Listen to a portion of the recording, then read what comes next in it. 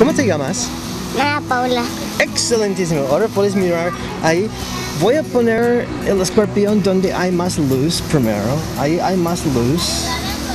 Pero ahora voy a ver si movió. Ok, ahora puedes mirar. Y avísame si puedes ver. ¿Estás segura? ¿Puedes ver? Excelente.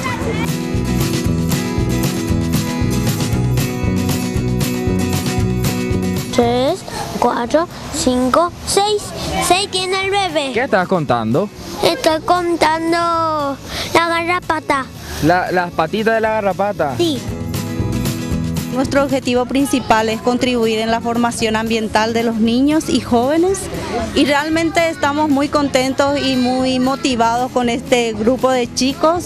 Nuestra satisfacción principal consiste en contribuir en la conciencia ambiental de estos chicos y jóvenes que mañana van a ser ciudadanos activos, ¿verdad? Esa es la idea. La primera cosa que aprenden es que rápido que puede correr una cucaracha cuando tiene miedo.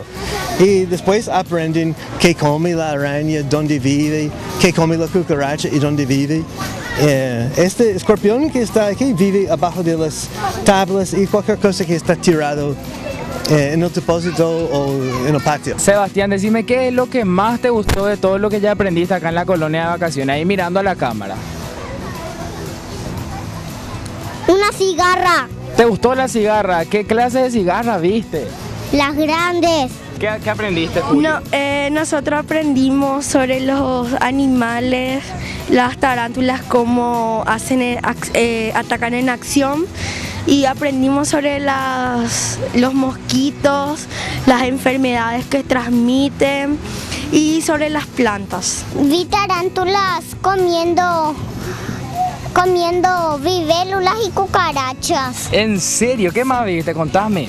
Cuando el profesor le iba a poner a la cucaracha para que la tarántula le coma, se escapó la cucaracha. Yo pinté yo puse villita a mi abuelito y le puse todo villito. Para la Navidad, ¿verdad? El decorado. Sí.